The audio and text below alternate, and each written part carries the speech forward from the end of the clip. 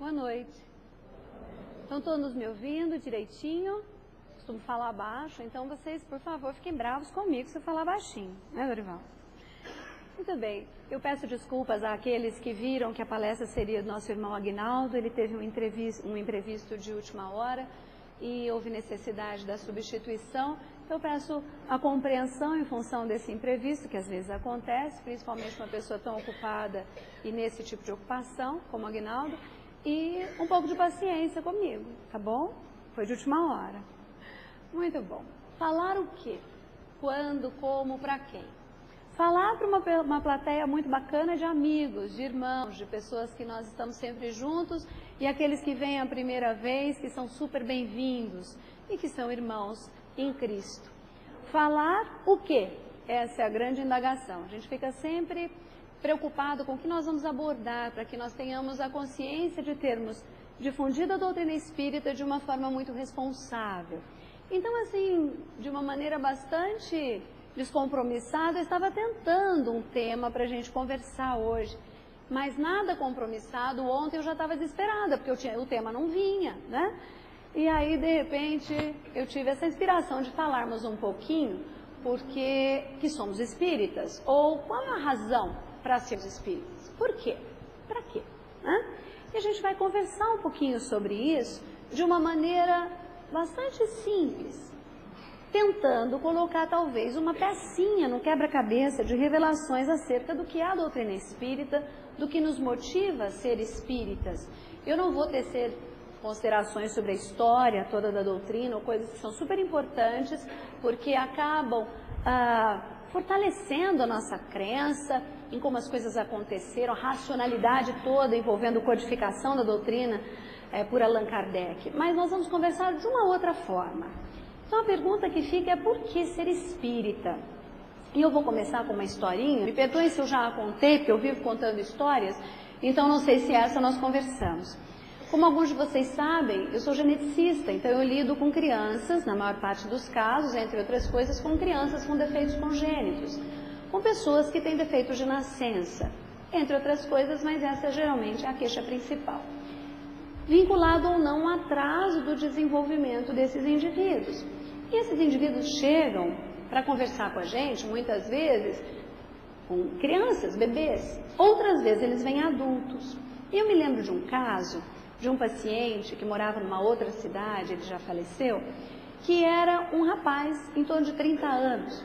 E esse caso me chamou muita atenção, uma daquelas coisas que marcam a vida da gente, porque é impossível nós sermos espíritas entre quatro paredes e ao sairmos aqui não sermos mais, não exercermos a doutrina, os princípios doutrinários em tudo aquilo que a gente faz.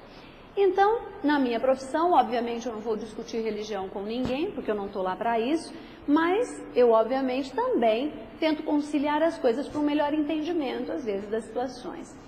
E esse moço chegou para mim com uma queixa de ter um lado do corpo muito maior do que o outro, mais desenvolvido, com problemas de vascularização, varizes e outros comprometimentos do ponto de vista vascular de um dos lados do corpo, que era então maior que o outro, e ele tinha o que a gente chama de deficiência intelectual, antigamente chamada deficiência mental, né?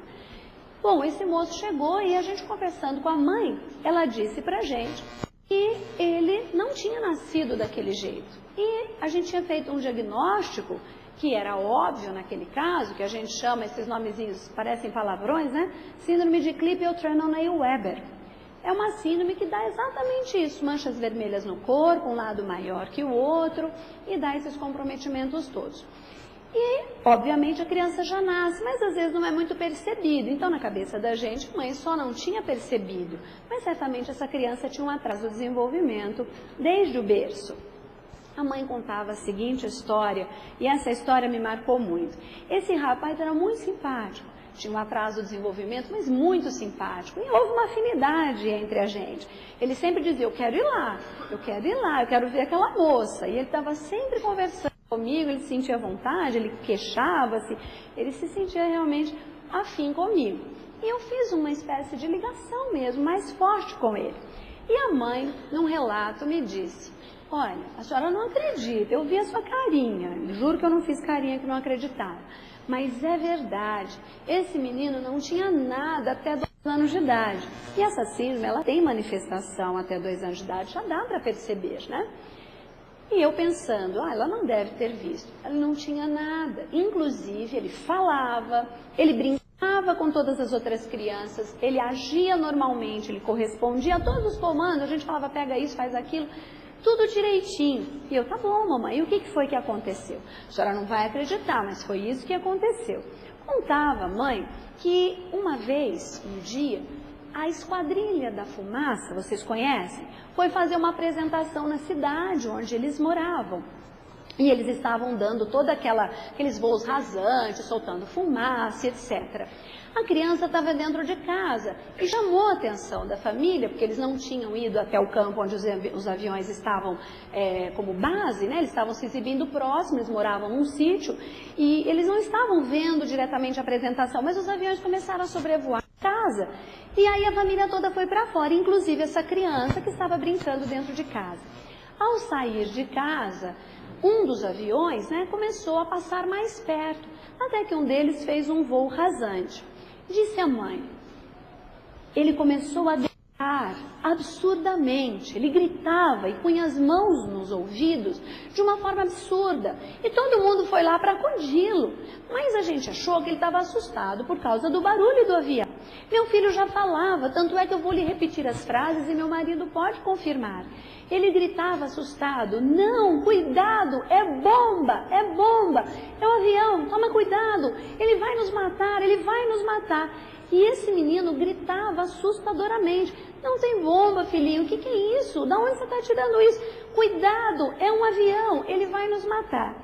Essa mãe só não tinha contado para mim, e depois eu descobri, que esse moço, embora com deficiência intelectual, ele sabia tudo de aviões.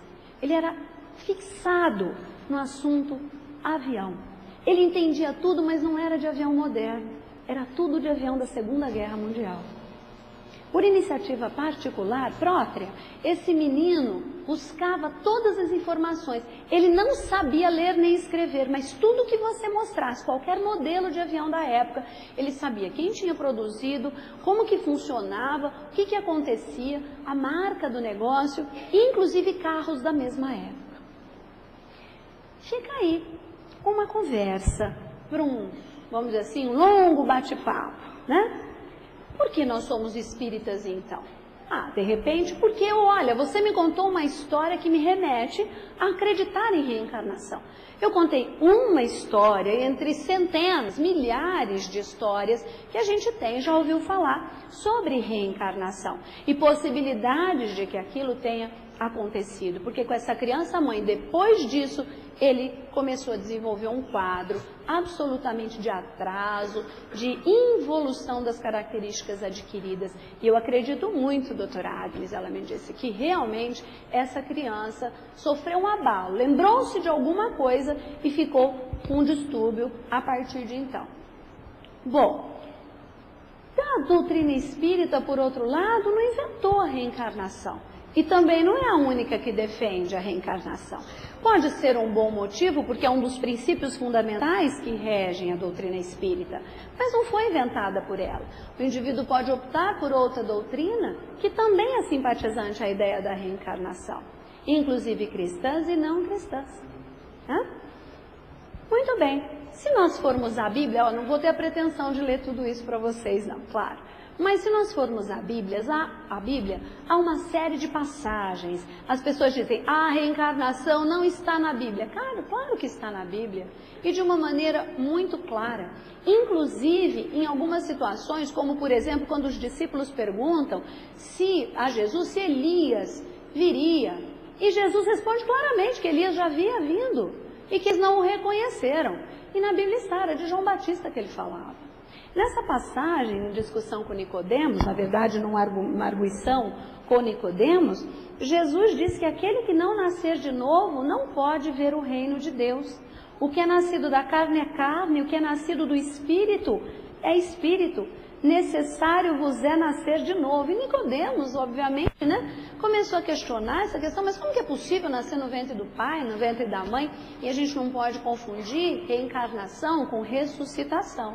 São coisas completamente diferentes. E na ressuscitação o Espiritismo não afiança, não acredita. E Jesus responde com toda aquela calma do mestre: se eu falei de coisas terrestres e não credes, como crereis se vos falar das celestiais? Se vos falar das celestiais. Bom, mas de repente eu vou ser espírita e há um bom motivo? Porque eu acredito em espíritos e em mediunidade. Pronto, tá aí. Eu acredito em espírito, eu vou ser espírita. Ué, a doutrina espírita não inventou de jeito nenhum os espíritos, não é só ela que acredita neles, e muito menos a questão mediúnica. Se vocês tiverem o trabalho de voltar ao Antigo Testamento, vão encontrar várias passagens onde Moisés deixa muito claro que ele estava proibindo o intercâmbio mediúnico, porque aquilo se tornou uma blasfêmia. E ele estava, inclusive, impondo penas muito pesadas a quem, as pitonisas e todos os outros que praticassem o intercâmbio mediúnico, né? A comunicação com o plano espiritual, a evocação dos mortos, como dizem algumas passagens. Mas a gente pergunta, mas espera aí, se o espírito não existe, se ninguém fica vivo depois da morte do corpo, se não há vida no plano espiritual, como é que a gente pode falar com esses mortos? Se eles estão aguardando em algum lugar o juízo final, como é que nós podemos evocá-los? Como é que nós podemos ouvi-los?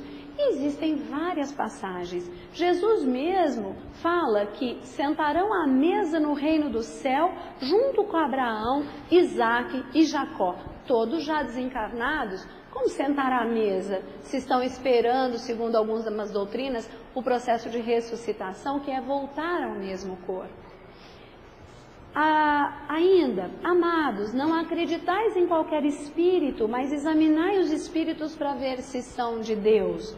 Mas acreditar em espíritos aqui não é sinônimo de acreditar em homens encarnados. Então, se nós quisermos levantarmos lá na internet, reencarnação na Bíblia, vai vir um cabedal de informações que vocês podem acessar e vão ver que isso existe, inclusive a questão da existência do espírito e do plano espiritual. Mas tem um outro motivo de ser espírita. Está na moda. Está na moda agora, não está? Está todo mundo querendo virar espírita. Que bom, que bom. A gente agradece e acha ótimo, né? Por que está na moda? Já houve outras épocas em que a difusão de conhecimentos doutrinários vinculados a que a doutrina espírita acredita dentro da nossa codificação, né, do Consolador Prometido, já houve época em que, como na época daquela novela Viagem, eu não sei se vocês se lembram, onde esses assuntos vieram, né, para serem assim, bastante discutidos em todos os meios e fomentou muita discussão, muita simpatia do público em geral. Mas a gente tem sempre que tomar um pouco de cuidado, porque esses filmes eles são extremamente importantes, as novelas também, porque na nossa singela opinião, que nós acreditamos, nós estamos difundindo nada mais do que a pura realidade. É só uma questão de tempo para que o homem se convença, aquele que já não se convenceu, da existência do plano espiritual. Eu tive uma passagem interessante, porque meu esposo não pôde ir comigo ao cinema, que ele estava viajando, e fui com a minha filha assistir o Nosso Lar. E ao nosso lado, Amanda é Agnes 2 piorada. Eu falo que eu tenho que puxar a orelha. Ela é brava, né? Eu não sou brava não, mas a bichinha é brava. E aí ela estava inconformada, que tinha um casal do lado que estava fazendo chacota quando o filme começou. Ai, que absurdo. As coisas bobas que eles inventam, as coisas parece que a gente é tonto. E começaram a... E a minha filha ficou toda incomodada com isso. E ela começou a se remexer na cadeira, ela olhava feio. Mãe, você não está ouvindo o que eles estão falando? Eu disse, calma, tudo a seu tempo. Afinal de contas, pense assim, eles estão aqui dentro. O que eles vieram fazer aqui se eles não têm a menor simpatia, sabendo que é um filme espírita? Foram inspirados a entrar. Que bom, vamos aguardar. E o filme prosseguiu. Até que no final foi muito interessante, porque ouvia-se no cinema todo, entre o público, alguém que chorava compulsivamente. Era justamente o rapaz do casal. Em algum momento, em alguma passagem, houve algum tipo de identificação, né? E aquilo foi uma porta de entrada, talvez, para sensibilizá-lo. Não para torná-lo espírita, mas, quiçá, para que ele pense de uma forma diferente, até no relacionamento humano, porque nosso lar deixa bem claro isso. Conversando com uma pessoa da minha família, foi também muito interessante, porque ela disse assim para mim: nossa, que lugar horroroso que é esse umbral, né? Eu, graças a Deus, não vou para lá. Eu disse: é mesmo? Você não vai? Pois eu vou. Mas acha? Você vai? Você trabalha no centro? Falei: aham, acho que é mais um motivo. Às vezes não aproveita tantas oportunidades. Não, mas eu não vou não, eu já sou uma pessoa despojada de orgulho, eu já estou mais humilde, já sou uma pessoa boa. Eu falei: minha nossa, agora com essa frase é que se comprometeu mesmo, né? Humildade em pessoa. Aí eu pensei: mas por que você está com tanto medo de ir para um umbral, né? Falei, inclusive. Aí essa pessoa disse: não, lugar horroroso. Eu falei: mas espera aí, o filme foi tão condescendente, nem as trevas mostrou, só mostrou umbral. Dá graças a Deus se ficar por lá. Pior é quando vai para o andar de baixo, né, seu Dorival? Então, na verdade, tem conceitos muito importantes. E as pessoas ficam preocupadas com naves, com não sei o que, acha. Eu diria para vocês, o que a minha tia-avó, minha tia Aninha, já desencarnada, que faleceu numa idade muito avançada, lá em casa as meninas é tudo para cima de 100, né? Você viu, espera. Então, o que a minha tia diria se eu falasse para ela que eu faço estudo molecular hoje, que eu estudo DNA? Vocês já imaginaram? Se eu falasse para ela que ninguém puxa para o sangue do pai ou da mãe, que ninguém puxa, porque sangue, como sangue? Sangue ninguém puxa. Já viu o filho puxar sangue do homem em algum lugar? De jeito nenhum. Material hereditário. E além disso, tinha uma coisa muito simples que ela não acreditava em mim de jeito nenhum. Uma vez eu falei para ela: tia, eu garanto para você, rato velho não vira morcego. Falou: você não entende nada da vida. Um dia você vai saber que rato velho vira morcego, sim. E não tinha o que discutir. Então é claro que se nós fôssemos pensar nos avanços tecnológicos que temos hoje, na década de 20, ou antes, a gente ia achar algo absolutamente absurdo. Como é que a tecnologia, a biotecnologia, chega à Terra? Da onde vem a inspiração para espíritos que trazem novos conhecimentos e adquirem, então, essa capacidade de nos trazer tantas inovações? É óbvio que isso vem inspirado de espíritos superiores que já dominam isso há muito tempo. Nosso lar, nós não sabemos como é. Aquilo é na cabeça dos cinegrafistas, do diretor, dos atores, enfim, de quem se uniu para fazer aquela montagem de cenários, mas lógico que vinculado a uma interpretação pessoal do próprio livro. Mas nós não temos como traduzir exatamente como é. Então tem que saber dessas coisas para entender o que está por trás da mensagem. A mesma coisa o filme do Chico. O filme do Chico, todo mundo saiu pincelando algumas coisas, mas olha que o Chico era vaidoso, bacana, mostrou que ele era um homem como qualquer outra pessoa. E tem também os seus roupantes de vaidade e tudo direitinho, gostava de pôr a peruquinha dele com toda a razão para ficar bonitinho, né? Mas e o exemplo do Chico? Chico não veio à Terra para ser endeusado, veio à Terra para ser seguido. É um espírito missionário, seu papel é esse. Então a gente tem que saber discriminar algumas coisas. Algumas novelas têm uma importância muito bacana, porque divulgam conhecimentos como a própria vida após a morte e a influência que os espíritos exercem nas nossas vidas. Mas tem coisas que ali no meio eu tive a oportunidade de assistir algumas vezes, conceitos doutrinários errados, vindos até muitas vezes do próprio indivíduo que se diz estudioso da doutrina espírita. E pode acontecer em alguma situação uma interpretação errada de algum conceito. Então a gente tem que estudar a doutrina espírita, principalmente e primeiramente o Pentateuco, ou seja, 5 obras básicas, para depois conseguirmos fazer uma interpretação melhor dos conceitos que estão sendo divulgados de maneira correta, ou às vezes não tão correta assim, tá? Muito bem, há outras inúmeras razões para nós sermos espíritas. Interessante. Eu achei a doutrina espírita muito interessante. Ela calava a minha racionalidade, a lógica. Comecei a ler, eu era católica, professora de catecismo, passava sacolinha, não perdi a missa, estudei em colégio de padres e eu realmente acreditava. Aconteceram algumas coisas que brotaram algumas dúvidas na minha cabeça. E aí eu fui tentando algumas explicações e elas não me convenciam, nem como mistério, nem como mal feito, como algumas outras coisas que vinham para nós, para explicações de fenômenos que estavam acontecendo, não era comigo, era com a minha família, um membro da minha família, mas que realmente não calava a minha racionalidade. E eu sempre fui muito religiosa, fui desabafar com um indivíduo que na época era padre, já desencarnou, e ele me indicou o Livro dos Espíritos, dizendo que ali eu encontraria algumas respostas. Eu já contei isso para vocês. E realmente eu comecei a ler e falei, puxa vida, isso me parece muito familiar e muito lógico. Está realmente respondendo algumas angústias internas. E funcionou comigo.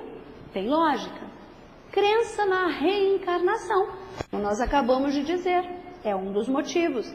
Crença em espíritos e na comunicação com o plano espiritual, também. Crença na lei de causa e efeito. O nome dessa lei não é lei kármica.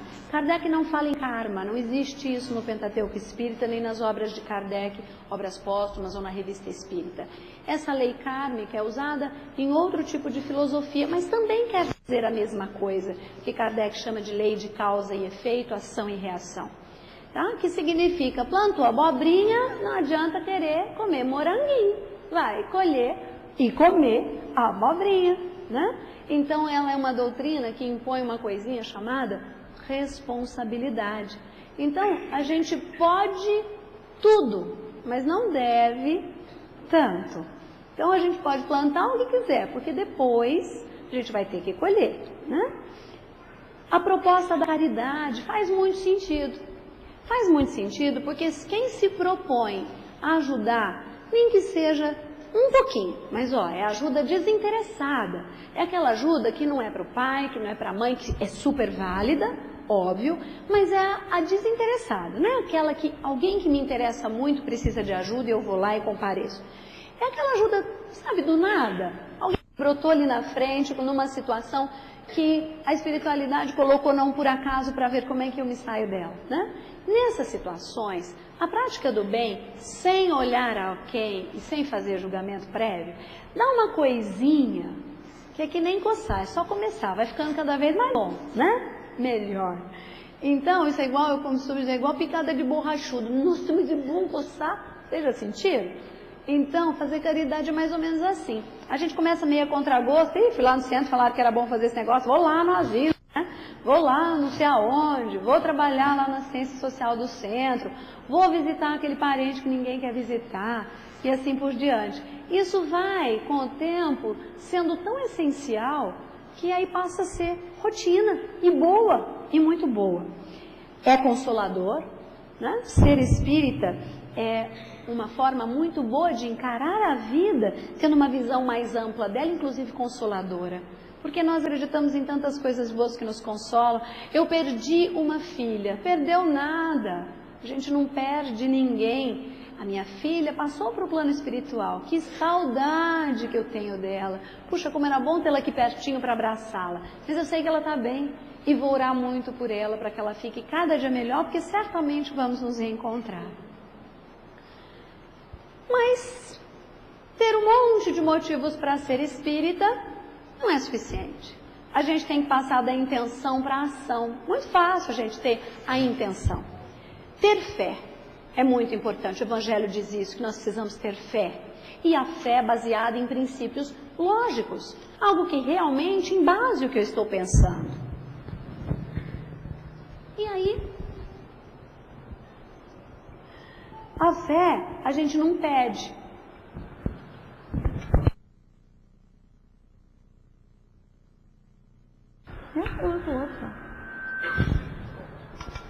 A gente busca. E aí tem uma historinha que eu vou contar rapidinho para vocês, que é a historinha da loja de Deus.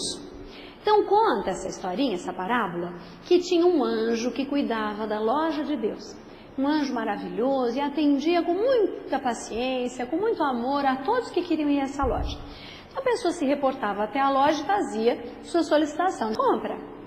Aí um senhor muito rico, abastado mesmo, muitas posses aqui na terra, chegou até essa loja de Deus, ouviu falar de uma plaquinha lá, loja de Deus, e falou para o anjo: olha aqui, eu tenho muito dinheiro, eu quero muita paciência, você põe aí uns 5 sacos.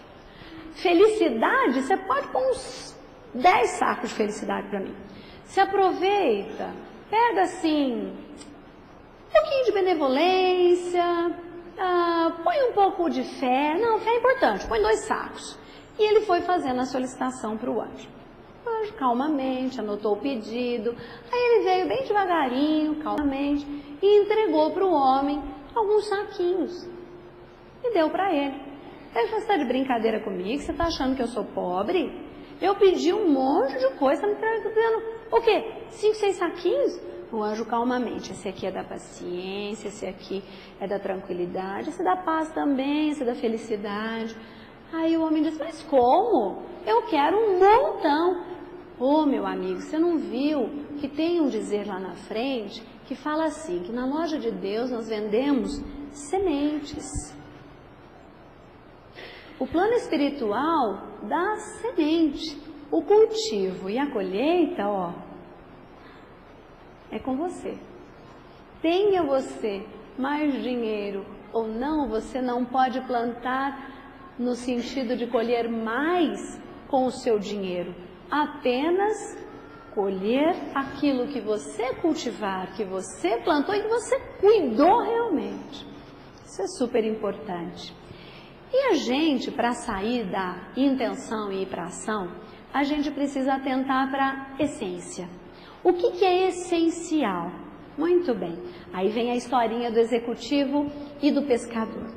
Conta essa parábola que um executivo queria pescar e foi lá para uma região no norte do país, muito bacana, que tinha uns pescadores, e falou: puxa vida, eu quero viver essa coisa da pesca que eles fazem todo dia. E foi lá e custeou uma pescaria junto com esse pescador. Tá bom, foram para o mar, começaram a pescar. O executivo, todo prepotente, era uma região de muito turismo, disse ao pescador: meu filho, pois não, doutor, o senhor entende de língua estrangeira? Fala algum outro idioma? Não, senhor. Meu filho, você não sabe que você está perdendo uma parte da sua vida por causa disso. É mesmo, senhor? É mesmo. Mas finanças, você entende? Para cuidar dos seus negócios aqui da pesca? Entende de mercado financeiro? Não, senhor. Mas, meu filho, você está perdendo uma parte da sua vida por causa disso. Isso é muito importante. É mesmo, senhor? Mas de informática você entende? Do quê?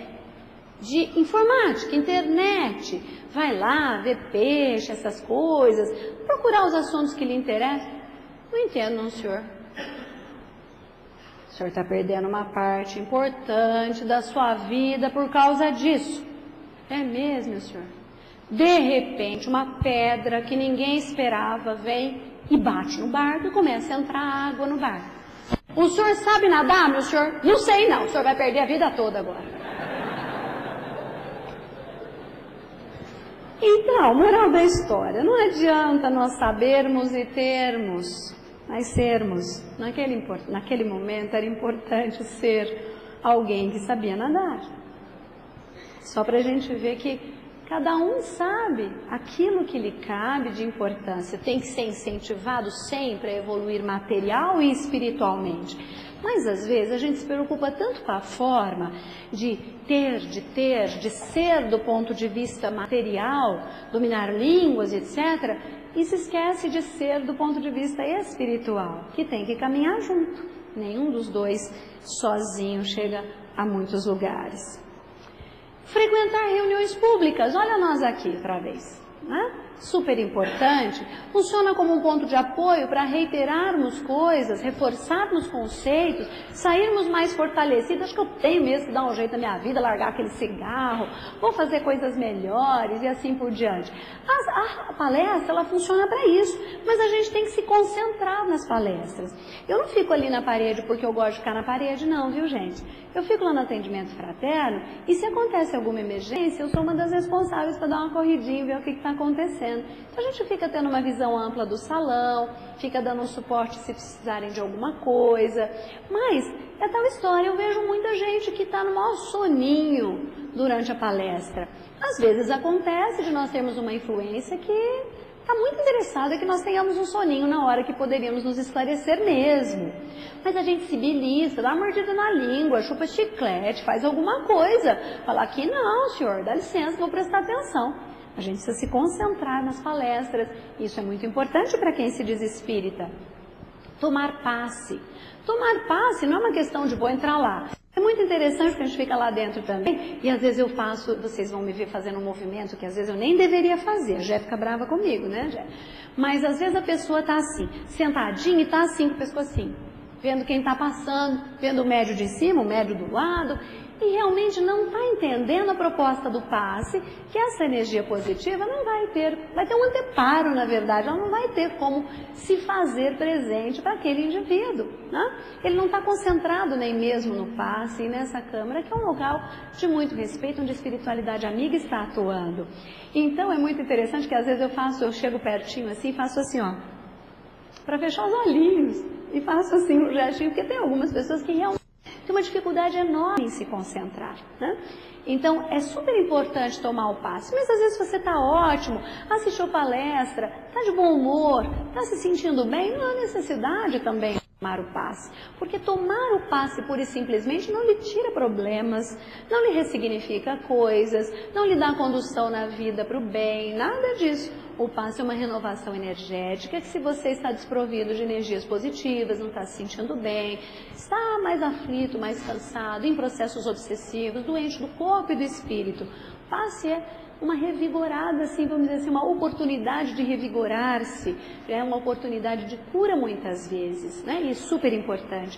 Assim como a água fluidificada, que é uma outra fonte de fluidos absolutamente positivos, que os espíritos se incumbem de fluidificar enquanto nós estamos conversando. Frequentar os estudos. Se você se diz espírita, não tem como se você não conhece a doutrina espírita. E eu sinto muito informar aqueles que podem até discordar comigo. Mas eu não estou falando mentira e está aqui o Dorival, outro Dorival e tantos outros companheiros que não me permitem mentir, né? Que me endossam. Não adianta nada a gente ficar estudando, entre aspas, romances espíritas, muitas vezes desprovidos até de informações fidedignas da doutrina. Tá? A gente gosta dos romances, é super bacana, abre caminhos muitas vezes para um interesse maior, para estudar mais profundamente, mas o ideal é que nós estudemos livros sérios que realmente tragam informações que mudem a vida da gente, que signifiquem realmente os princípios doutrinários. Fazer o culto do Evangelho no lar, uma medida profilática para nós evitarmos tantos dissabores, tantos problemas que nós poderíamos evitar se o nosso lar estivesse energizado mais positivamente. Nós temos no centro, foi já falado isso inúmeras vezes aqui, equipe que vai até a sua casa e lhe ensina como fazer. Temos lá com a Dona Alzira ali no atendimento fraterno, os folders que ensinam como fazer o culto do Evangelho no lar, 10, 15, 20 minutos, no máximo, uma vez por semana.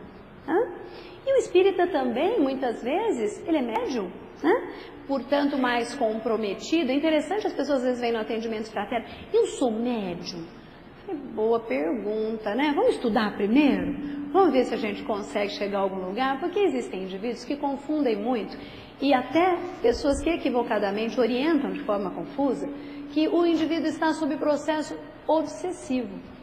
E ali está... Vamos dizer assim, os espíritos estão, infelizmente, aprontando com a vida daquele indivíduo, influenciando de uma forma muito negativa, fazendo tomar atitudes desprovidas senso, às vezes até ridicularizando, deixando acabado, entristecido, enfim, tantas manifestações aí de processos obsessivos.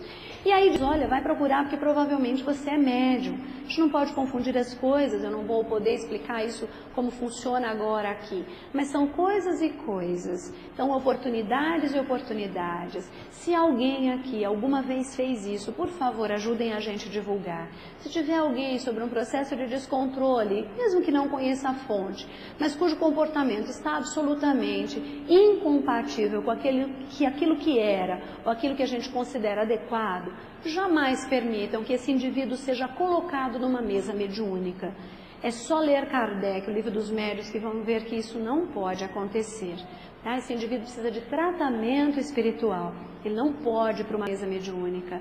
Isso é fonte, muitas vezes, de dissabores muito grandes para aquele indivíduo, para a família e para o próprio local onde isso é orientado. Esse indivíduo precisa de evangelho, precisa de muito apoio, precisa de muita prece, assim que tiver melhor, de muito estudo e assim sucessivamente. Depois, aí sim, se for o caso, depois de equilibrado e no estudo, vai haver quem identifique o processo realmente do mediunato, que é a capacidade de servir de intermediário com o plano espiritual, que ao contrário do que muita gente pensa que é muito chique ser médium, muito pelo contrário, extremamente, de uma responsabilidade extrema, de um cuidado extremo, porque aí sim é que a espiritualidade vive doidinha atrás para passar uma rasteira na gente, tá? Porque interessa para alguns tipos de espíritos que nós desviemos do caminho, que os médiuns não se concentrem na missão ou no papel que têm, que geralmente são espíritos muito devedores, por isso são médiuns. Trabalhar no bem, nem vou dizer, aquela historinha da caridade, fora da caridade não há salvação. Ah, não tem jeito, tem o churrasco de domingo, tem lá o encontro com os amigos no sábado, tem o cineminha da sexta, tem o joguinho no futebol, não sei das quantas, não sobra tempo. Tem importância, não tem aquela vizinha que ninguém visita? Vai lá. Ah, mas lá? É lá, né? Fazer alguma coisa. Tem um pessoal que às vezes fica uma vida inteira reclamando. Porque eu. Quem que usa tanto essa primeira palavrinha aí? Eu, né? Geralmente quem é muito egoísta. Nós trabalhamos já a ideia de egoísmo aqui. O indivíduo que fica tão preocupado com a sua depressão, com a sua falta de amigos, com a sua falta de compreensão, com a sua, ele está no ostracismo. Está na hora de parar de olhar para o próprio umbigo e abrir um pouco o horizonte da vida. A gente sabe que é filho de Deus, irmão de Jesus, tem um espírito, um mentor espiritual chamado anjo de guarda, do lado exclusivo ainda, e reclama. Vós sois deuses, a gente pode tudo, inclusive fazer diferença na própria vida da gente, por que não? Bom, mas fazer tudo isso faz de mim um espírita? A pretensão é que sim, porém, desde que eu faça isso com o coração, já é um bom caminho se a gente começou a fazer, mas o ideal é que se faça isso com a intenção boa. Aí eu vou lá no asilo porque vai fulana, vai cicrana, vai beltrana, vai todo mundo e a gente vai lá juntas, porque depois tem a turma do asilo que se reúne, é super legal. A gente vai no asilo para doar energia positiva para aquele indivíduo que foi abandonado. Alguém aqui já parou para pensar na ideia do abandono? A gente vai lá para levar uma palavra diferente. A gente vai lá para fazer a diferença. E se eu for com esse tipo de energia, é melhor eu ficar em casa. Então vamos lá ajudar realmente, levando a doutrina do Cristo. Ninguém precisa de grandes renúncias para ser espírita. Vocês concordam? A gente precisa largar a mão de fazer alguma coisa na vida para ser espírita? Para fazer o culto do evangelho no lar, a gente precisa de muito tempo. Para vir na palestra, nem está perdendo o capítulo da novela agora, que é mais tarde, né? Nem grandes renúncias a gente precisa mais. Imaginem que antigamente tinha tantos adversários, olha, gladiadores que matavam, aqueles que perseguiram Paulo, como Paulo era um que perseguia os cristãos. Leões, os cristãos eram jogados na arena, né? Quem teve oportunidade e condição, né, de conhecer o Coliseu, sabe do que eu estou falando, né? Eu tive essa oportunidade que a vida me deu e vou falar para vocês, não volto mais, não passo nem na frente, porque a energia que emana dali é muito complicada. Muitos irmãos nossos foram devorados pelos leões ali, pura e simplesmente porque acreditaram no Cristo. Amigo, você é o quê? Espírita? Aquele negócio lá, de que mesa? Ah, depende, aqui, amarelinha, lá na sala do atendimento fraterno, cinzinha, né? Mas é branca? Ah, mas não tem nenhuma branca no centro, tem uma bege, né? Isso não é designação vinculada à doutrina espírita. Mas o seu centro espírita é kardecista? Ué, mas tem jeito de ser centro espírita sem ser kardecista? Outros centros de outras religiões é que equivocadamente usaram o nome espírita, porque esse nome foi inventado por Kardec. Então, o centro espírita da tenda do Pai João, a gente respeita. Pode ser o culto do candomblé, qualquer outro culto, umbanda, enfim. Mas não é centro espírita. Centro espírita é a designação dada por Kardec, portanto, é um centro vinculado à doutrina espírita, portanto, kardecista. Outros religiosos. Eu procurando algumas coisas, algumas figurinhas na internet para fazer essa palestra ontem.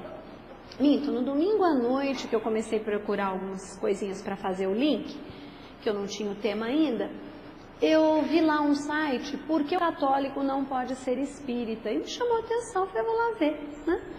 E comecei a ler, ele citava muitas coisas do Evangelho, um monte de coisa comparando com a doutrina espírita, eu achei providas de senso.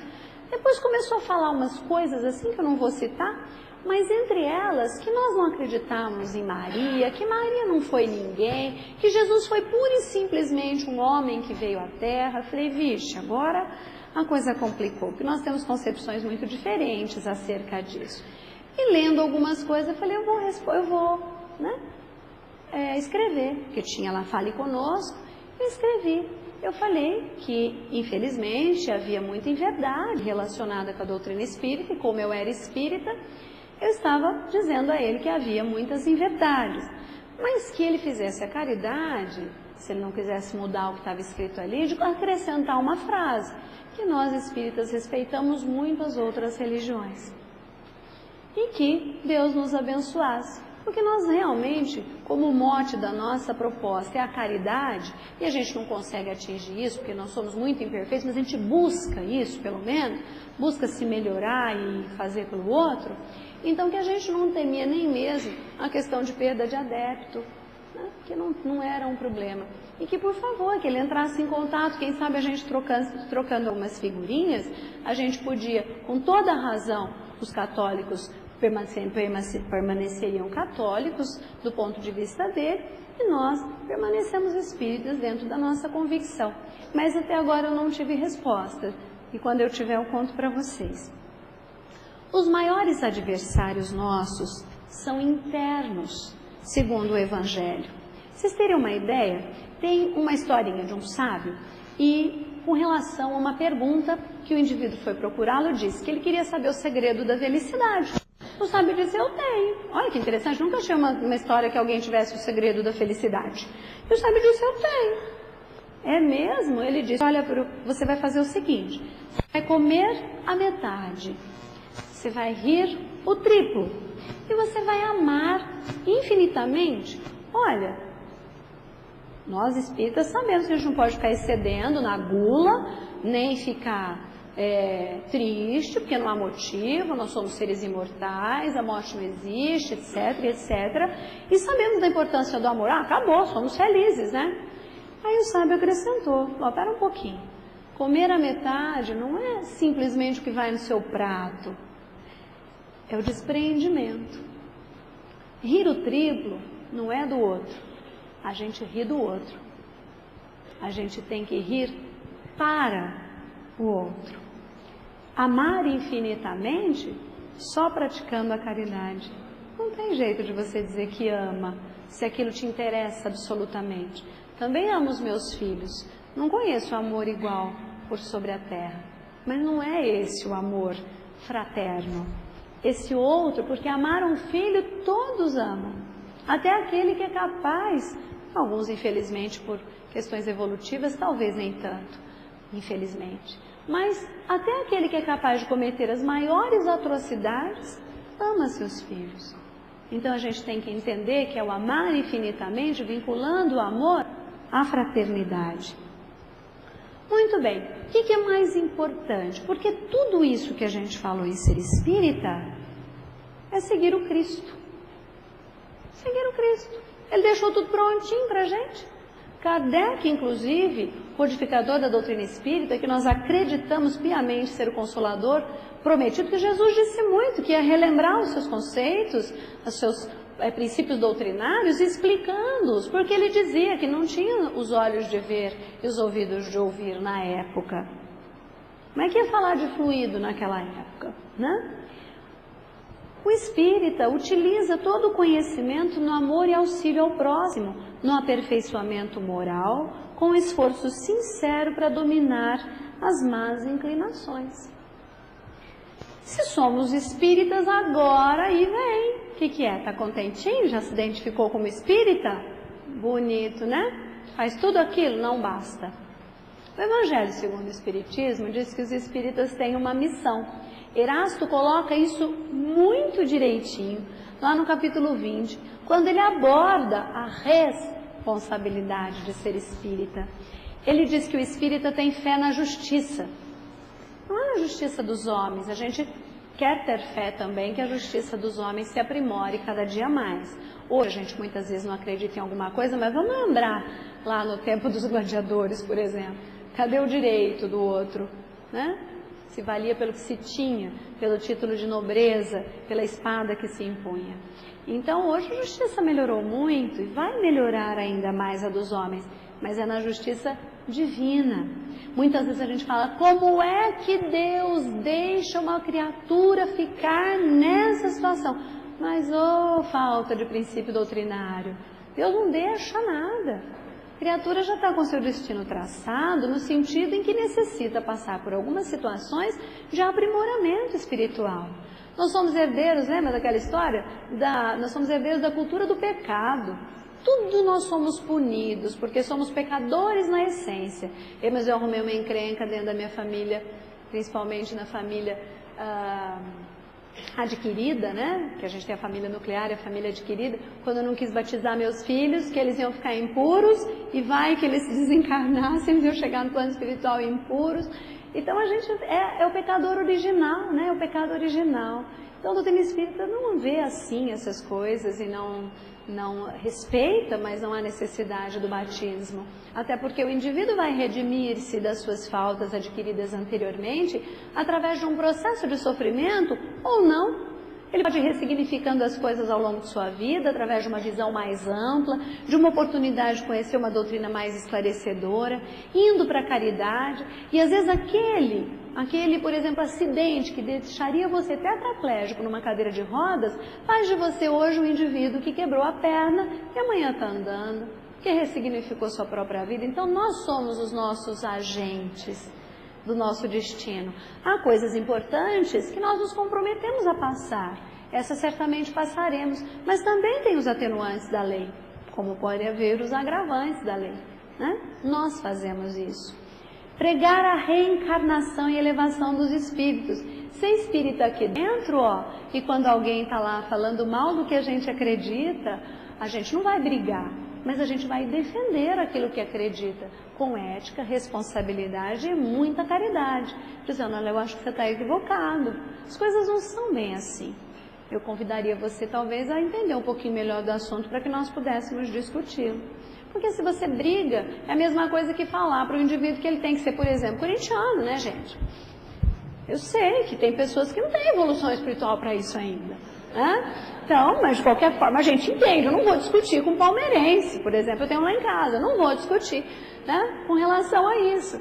Então, tem coisas que não se discute, mas a gente pode sim falar, olha, veja bem como aquele ponto é importante, como você está falando uma coisa que não conhece, e assim por diante. A gente tem que ser o sal que salga.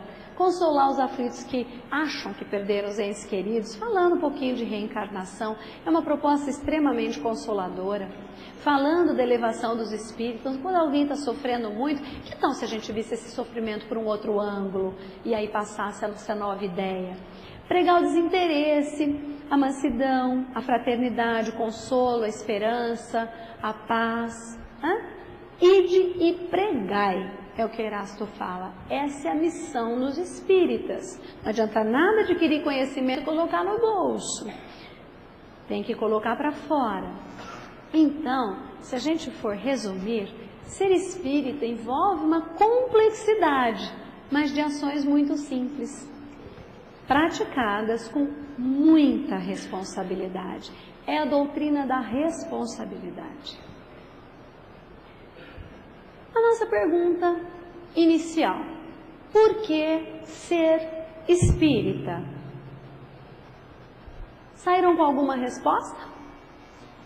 A minha é porque é bom demais. Muita paz.